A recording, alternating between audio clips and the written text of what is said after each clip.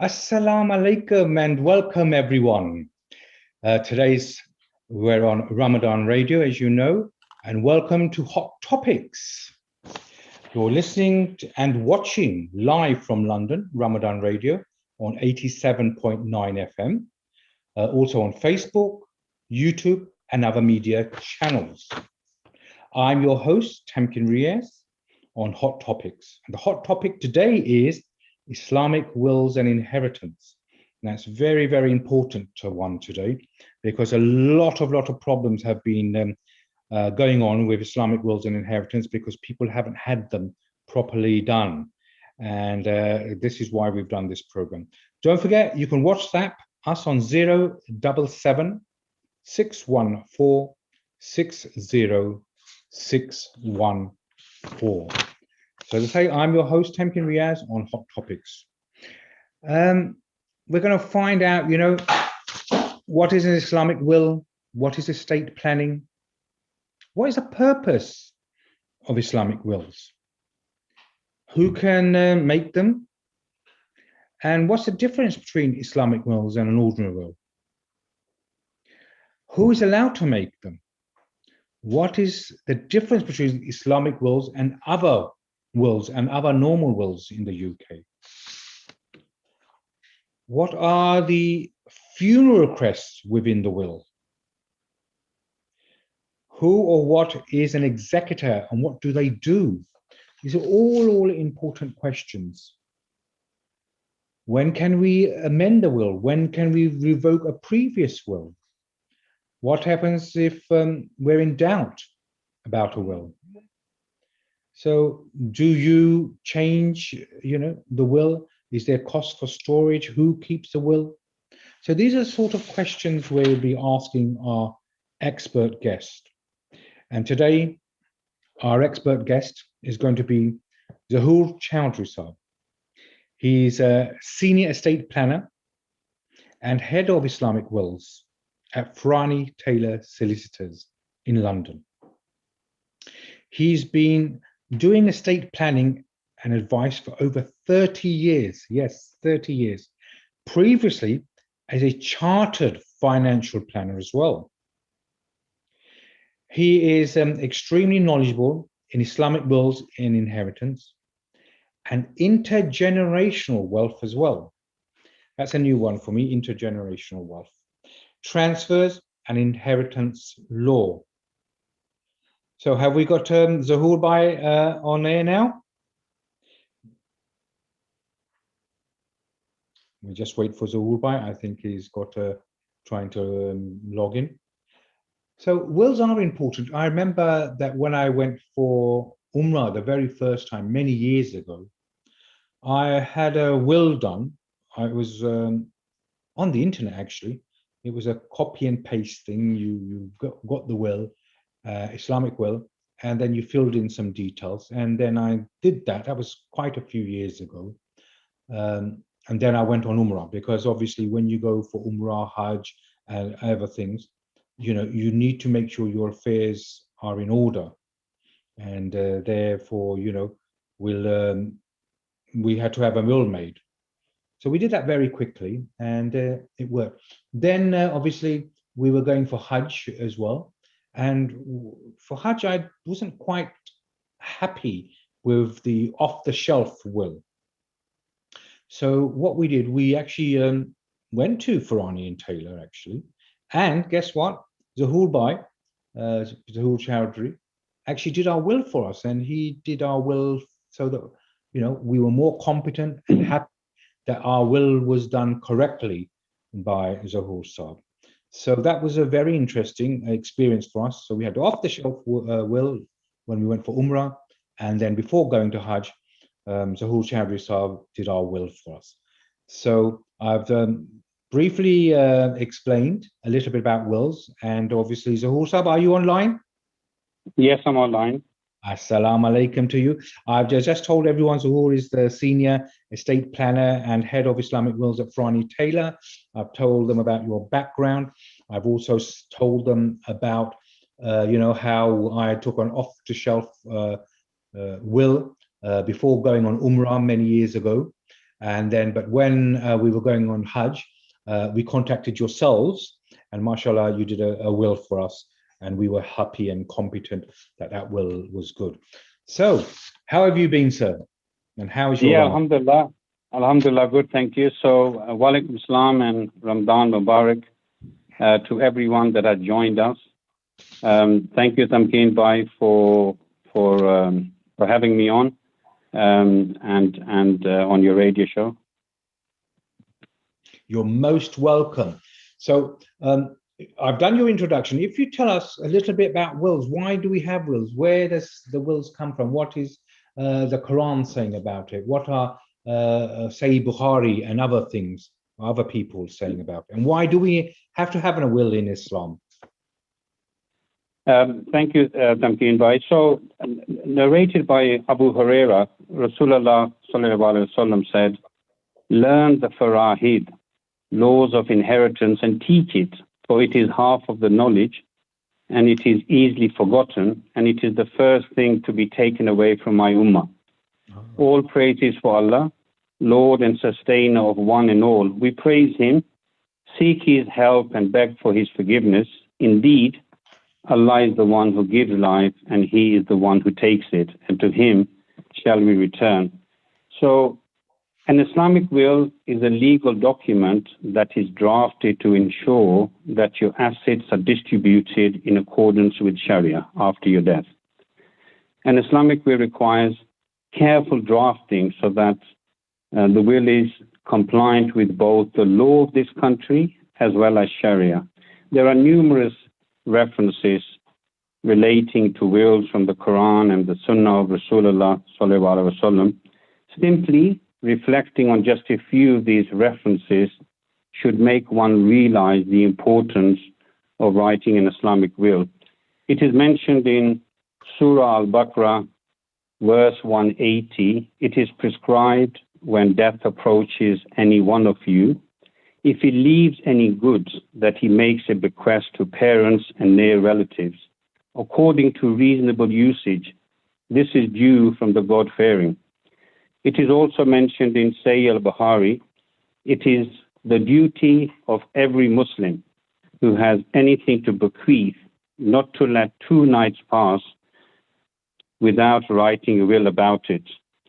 It is also mentioned in Ahmad and Ibn Majah, a man may do good deeds for 70 years, but if he acts unjustly, when he leaves his last testament, the wickedness of his deed will be sealed upon him, and he will enter the fire.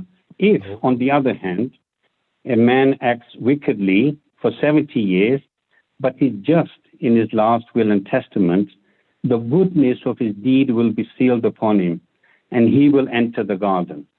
Wow, that's powerful, very powerful. How important. Very powerful.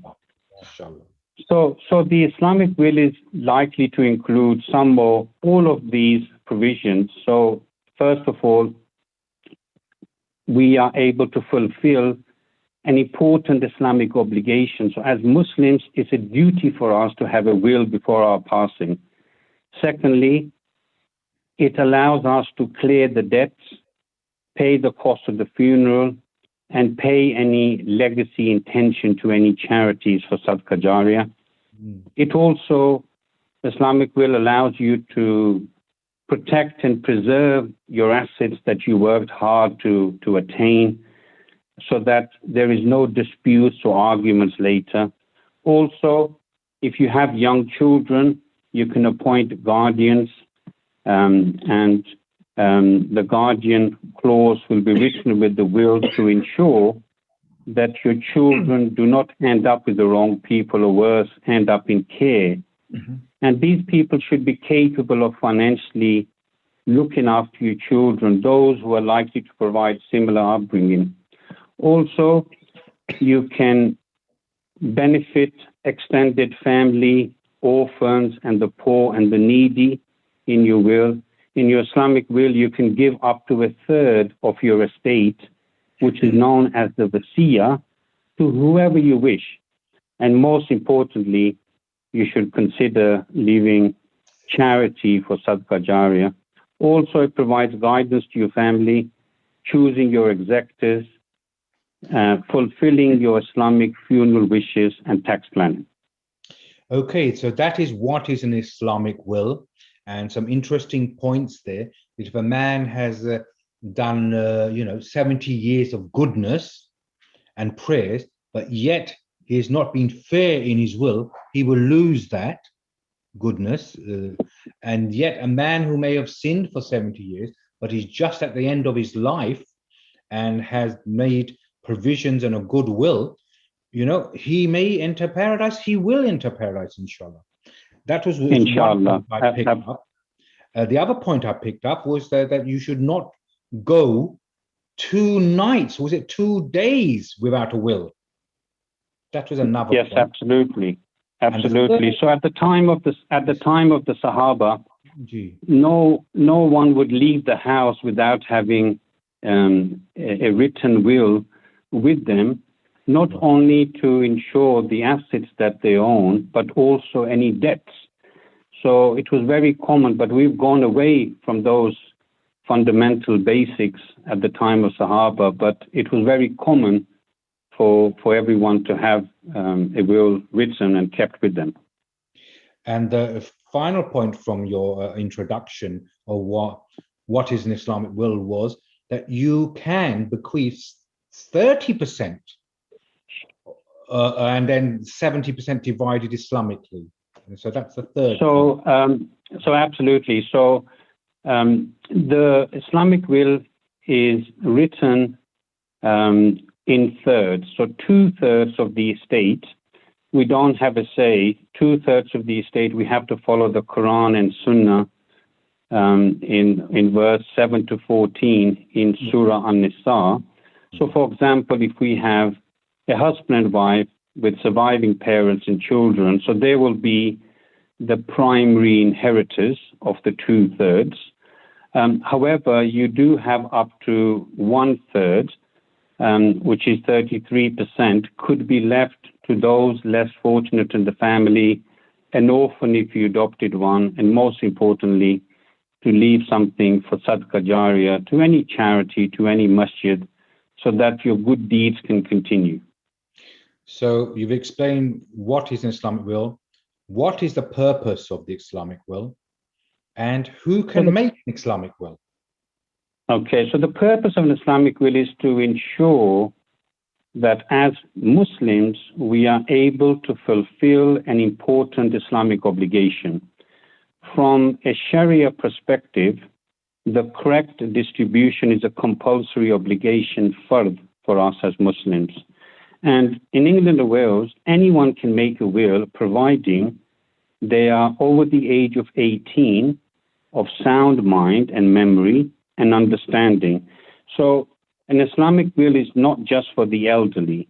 It is important for anyone who had children, and you can deal with who to act as guardian of your minor children should you die whilst they're below the age of 18. This will also prevent conflict amongst the family as to who is to act as guardian.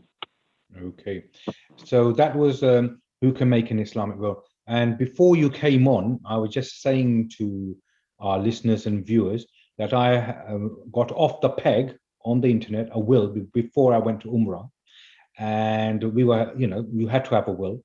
We wanted to make sure, but we were not happy 100% with it because it was off the shelf. But then when we went for Hajj, we contacted yourselves, and you kindly made our will for us. So that was very, good, and we saw the difference and the level that you have to go into the will from a basic will, which is off the peg on the internet, to a tailor-made will, as it were. Because everyone's and as family are different, children, no children, grandparents, no grandparents. So the fourth question I have for you: why should I make a will? Islamic will rather than an ordinary. Okay, so just thank you, Tamkin Bhai. So just before I come on to that, I would not rely on a template. A will is probably the most important document that we will prepare in our lifetime. So having a Islamic will professionally drafted, making sure there is indemnity insurance in case of negligence, so that if anything goes wrong, or if you need to update the will, you can always come back to a law firm and make those changes as your circumstances change. So a lot of people, unfortunately, before they go for Hajj, we get it every year, a day before, 3 days before, yes, I would like your will. And then, we haven't got enough time to prepare it within a day immediately. So they rely on templates. But if anything goes wrong, then having a template is not going to solve all the problems. And where we advise clients on wills, we also advise on inheritance tax planning. Most Muslims have 1 or 2 properties, they have assets, they have savings. So, a one shoe that fits all doesn't really work with relying on templates. I'm totally against it. We don't rely on it. So it's better to have a will professionally drafted to ensure that it fulfills your wishes. So absolutely. And the other thing is, they are not that expensive either, because this is something when you're relying on thousands and thousands, if not hundreds of thousands of pounds to be distributed. So, paying a few £100 to say £300 plus VAT, it is well worth it. But obviously, to the listeners of Ramadan Radio, if they call in on WhatsApp on the Ramadan Radio number 077 614 60 614, I'm sure that you'll do them justice. And obviously, all us Asians, we like a little bit of a discount, sir. So are you willing yes, to do of that? Course. Yes, of course. So we'll be happy to discount it. We'll be happy to discount the fees so they're affordable, so that we can encourage more Muslims to have their wills. And for Radio Ramadan, the special offer would be in the region of 150 plus VAT, which is well below the norm. Especially in London, the average cost of a will in London is between £250 to £300. Yes, they're about £300 is the ones that I have been seeing and people have been doing. But obviously, for the listeners and viewers of Ramadan Radio, please do WhatsApp 077 614 60 614, and we'll put you in touch with Brother Zahur Chawdhry, sir. So the next question was, why should I make an Islamic will? So, as a Muslim, so as a Muslim, we should make an Islamic will to clearly state that you wish your estate to be distributed in accordance with Sharia. Yes. And making an Islamic will does not attract the inevitable. It merely ensures that you have your affairs in order and avoids loved ones having to face unnecessary legal and financial difficulties at a very difficult time. So, it's very important that we should have a will in place. So what's the difference between an Islamic will and, I'll call it a British will or a normal will, because we're in England at the moment. And does it vary in England, Scotland, Wales, Ireland? Or is it just, so what's the difference between an Islamic will and a Great British will or English will?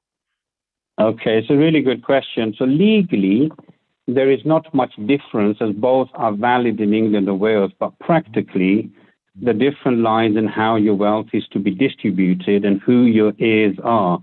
In an Islamic will, your wealth is distributed in accordance with the Quran and Sunnah to your closest relatives. In a normal will, a standard will, non-Islamic will, you can choose your beneficiaries and how the wealth is to be distributed. So therefore, it is important that the person drafting your Islamic will is well versed in the intricacies of Islamic laws of inheritance. MashaAllah. So just to add on to that, we have what is known as a testamentary disposition in this country, which means that we can leave our wealth however we wish, whether we want to leave it, yes. whether we want to leave it based on our desire, or if we want to leave it in accordance with the Quran and Sunnah, and there's benefits for us to do that, then there is absolutely no restrictions that we as Muslims there are no restrictions. We are able to prepare a will and have the estate distributed Islamically. Thank you. So what about funeral requests in Islamic wills? Yes, very important to ensure that we have the funeral and burial rights written in the Islamic will in accordance with the Islamic principles. So we will have it noted in the will that your body is not having your body subjected to a routine post-mortem or examination, and if the need arises, then an MRI scan is done instead. Also, having the body released for burial immediately after death, and having a Muslim burial in the country of death. It is not permissible if bodies are sent from one country to another. That is not permissible Islamically. And also organ donation. There's a lot of different thoughts regarding organ donation. So you could have your wishes regarding organ donations and for medical research or organ replacement. So we discuss that with clients. But if you ask 10 scholars, half of them would say it's okay, and the other half, I think it's a personal choice. But generally speaking, your wishes can be written. Any wishes regarding the funeral request within your will. And just to sort of add, for reverts as well to have an Islamic will, if they were formerly. Yes, absolutely. We do. Burial. Absolutely. You could have a revert who's the only Muslim in the family, and he passes, and obviously their body want to bury him. So as a Muslim, if he has a will, or cremate, or even even cremated. So a will is the legal document. So making sure that the wishes are clearly written within the will, that there should only be an Islamic burial, would overcome this issue. And it happens quite a lot, actually, where a revert, the body is taken by the family, and we're not sure if the Islamic burial is going to be honored for that person. Oh dear, no, not very nice. So no, not at all. No. Who will be the executor, and what do the executors of the will do? So your executors will be the person you wish to deal with the administration of your estate after your death. Your executors shall have the responsibility to ensure that your estate is distributed in accordance with Islamic law. I mean, it's good to choose your executors carefully, people that you trust in the family, could be family or friends, as this can determine how quickly and efficiently the administration of your estate is progressed. Also, you should consider perhaps appointing professional executors like a law firm to deal with the administration and distribution of estate, and especially where you have more complex family or financial circumstances. Examples of that would be, where you have children from a previous marriage, there's a potential contentious issue, or if you have a business and there's numerous investment properties or overseas assets. So we do offer that facility, and we encourage clients to have your own executors within the family and friends, but any law firm can also act as professional executors if all else fails. Oh, good, very good. And also, supposing you want to amend the will or get a new will, revoke the old one on the Islamic wills. Yes, so you can amend or revoke your will at any time before your death, and there are some circumstances where a will is automatically amended or revoked. Oh. Upon divorce, a will is altered insofar as any gift to a former spouse is rendered invalid. Upon marriage as well, unless made in contemplation of the event, a will is revoked. So when a new will is written, the old will should be destroyed to avoid any confusion at a later date. Oh, okay. That I don't think many people have thought about that in this day and age. You know, people do get divorced, unfortunately, do remarry.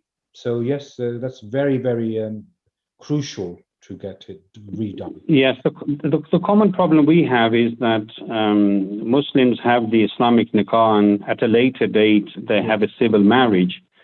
So when they do, then the will is revoked and they don't update it. So it's very important that the will is updated every few years, or when you have when you have something in terms of having a civil marriage, then it certainly needs to be updated.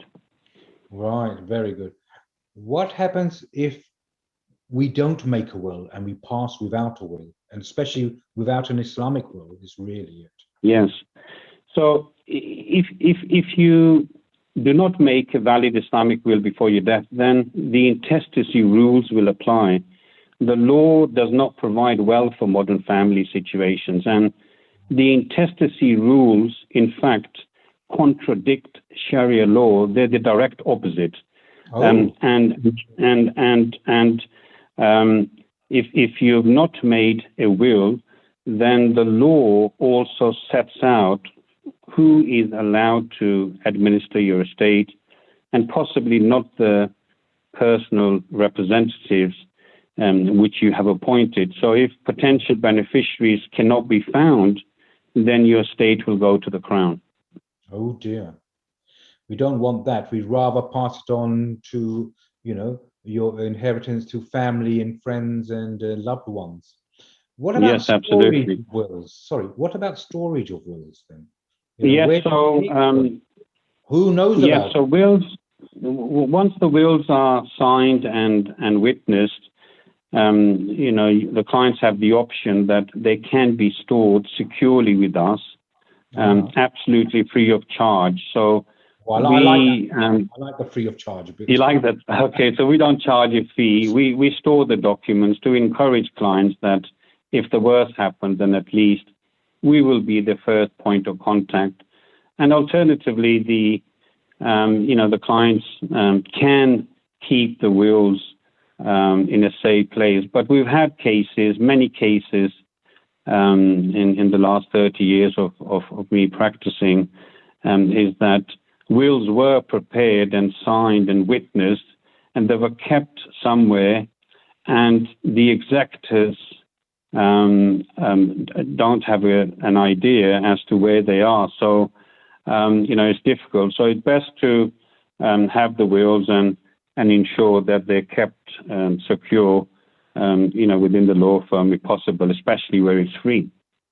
Absolutely. And my advice would be to maybe keep the original will with storage, yes, with solicitors firms and yourselves, and then have copies of them just in case. And then the original is always with the solicitor in case the others get lost. Is that something will copies do, or do you have to have the original?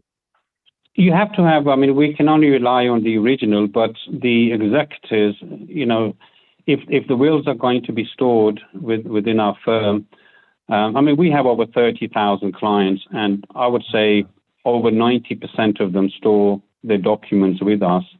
And they can have the documents back at any time, as long as the executors are aware that the wills are stored with us, then that's absolutely fine.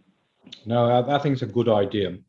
And what about inheritance tax is payable? If you have a will, is there less inheritance tax or more, or if you've divided up everything? So this is where your estate planning and inheritance tax comes in. Yes, absolutely.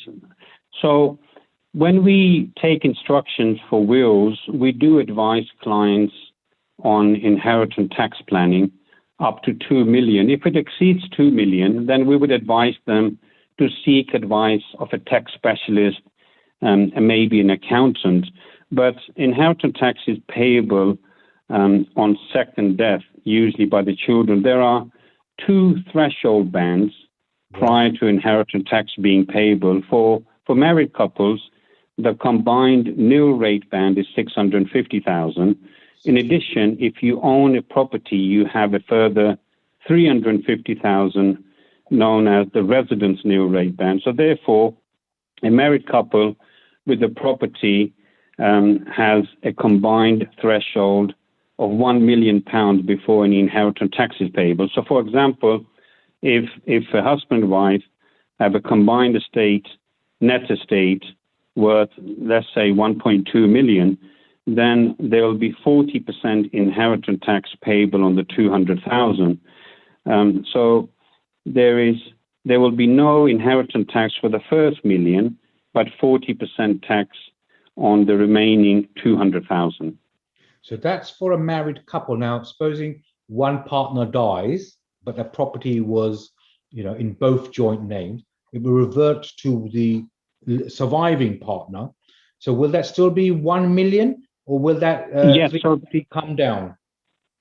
Yes, so there are spousal exemptions and between husband and wife, and the norm in this country is that the estate is distributed on second death, so you're able to take advantage of the £1 million threshold. So that can be taken over on second death. So the unused nil rate band and the residence nil rate band can be transferred over. Very good. Yes, that settles the thing. Yes, so it's on the person left, and it's 1 million still. That's good. So, yes. Technical question: what is lasting power of attorney? So you've given someone a power of attorney, and it's lasting. How long does a lasting power of attorney last? Okay, good question. So, power of attorney, which we're aware of, is just for general decisions. If we travel abroad, for example, and I wish for you to take care of my properties, then I will give you a power of attorney. And when I return, that power of attorney is revoked. But a lasting power of attorney is that if you have a serious accident or stroke, or you develop dementia, and you may not be able to manage your finances or make decisions about your care, a lasting power of attorney gives someone of your choice the ability to act on your behalf should you be unable to act yourself. There are 2 types of lasting power of attorneys. One is for financial decisions, including property, and the other one is for health and care decisions. Right. So both lasting power of attorneys have to be registered with the Office of Public Guardian before they can be used. So everyone age 18 or over that own assets should have both types of lasting power of attorneys. I mean, dementia, stroke, or brain injury due to an accident can affect people of any age. We associate losing mental capacity with old age, but in fact, we have clients in their 40s and 50s, unfortunately, have lost their capacity. So also many people assume that, if their partner will automatically be able to take over handling their finances and making decisions for them. But this is not the case. Sometimes the bank will even freeze a joint account and refuse to allow access of funds when one party becomes incapacitated, even if the funds are needed to pay for care. Oh. So if you do lose mental capacity and you don't have a lasting power of attorney, then your family will have to apply to the Court of Protection for a deputyship order, and the person who applies may not be the person you would have chosen yourself. So once an order is granted, and that person who's called the deputy will make the decisions for you. So you could have a complete stranger coming into the family and all of a sudden now making all the health and welfare and property decisions. Also, applying for a deputyship order is a very long, complex and expensive process. So I call it protection during your lifetime.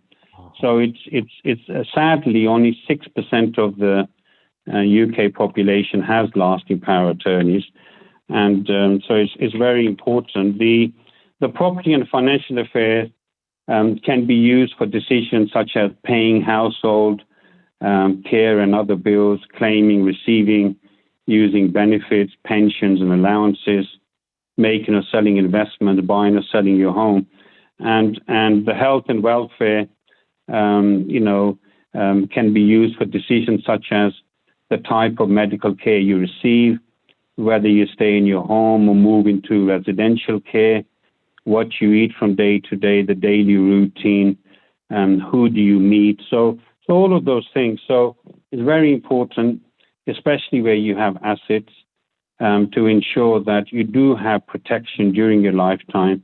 And if you're not able to make decisions, then close relatives or friends that you appoint, known as the attorneys, can step in your shoes and make those decisions for you. Great. Thank you. Sounds very complex. That's why it should be done properly. So what is probate? And what's the process of probate? And what does it mean? I've heard the word probate, but what does it actually mean? Okay, so in England and Wales, probate is the word normally used to describe the legal and financial processes involved in dealing with the property, money, the possessions, called the assets of a person who has died. So before the next of kin or the executors named in the will can claim, transfer, sell, or distribute any of the deceased's assets, they may have to apply for probate. So when probate has been granted through a grant of probate or letter of administration, the next of kin or executor can start to deal with the deceased person's assets in accordance with the will. If the deceased died without a will, the law will determine, who should receive everything. So in terms of the probate process, often involves a lot of complicated legal, tax, and financial work, which can be sort of broken down into 5 different phases. The first phase is, identifying all of the deceased's assets, the property, investments, possessions, in order to determine the value of the estate. At the same time, verifying entitlement to the estate under the terms of the deceased's will or in accordance with intestacy law if they died without a will. And secondly, paying inheritance tax. So when a person dies, the inheritance tax needs to be paid within 6 months of passing. Oh. And submitting the correct inheritance tax returns, and applying to the probate registry for the grant of representation. Thirdly, after the grant of representation has been issued by the probate registry, liquidating, selling the deceased's assets, settling their liabilities, and paying the final estate administration expenses to HMRC, and then preparing the accounts, making sure that all the documents are in place, and then finally, if there are no challenges to the estate or other complicating factors, then preventing distribution at this stage, then the final phase will involve in transferring any assets that the beneficiaries wish to retain and distributing the balance, of the estate funds. Well, thank you very much for that. We've hit 7 o'clock. We were going to finish 5 or 10 minutes earlier, but we've finished exactly at 7. So obviously how we can find out more is people can contact Ramadan Radio directly on 077 614 60614. And of course, Ramadan Radio will give your details if that's okay with you. And that's so just to remind us of your name for those people who have just joined us or missed the beginning, and who you are and what you are, and then we'll call it a day. So Zahur Saab, if you like to just thank you. Who you are and what. Okay, so my name is Zahur Chawdhry, and I am head of the Islamic wills at Farani Taylor Solicitors. I've been practicing now for over 30 years. So feel free, if you would like, just some information or to book a free consultation, please contact Radio Ramadan, and they will provide you with my contact details. Currently, we are offering this service via telephone and Zoom calls, and aim to resume the face-to-face meetings within the next few weeks. So even if it's just for information or you have a pressing question, then please do not hesitate. You come via Radio Ramadan, and we'll be happy to answer your questions and explain the next steps. Well, thank you very much for all that fantastic advice, and inshallah we'll meet again. And to our viewers, wa alaikum assalam, and we're handing you back now to Radio Ramadan Radio London. Jazakallah khair, everyone. Thank you. Jazakallah khair, Tamkin Bhai. Thank you.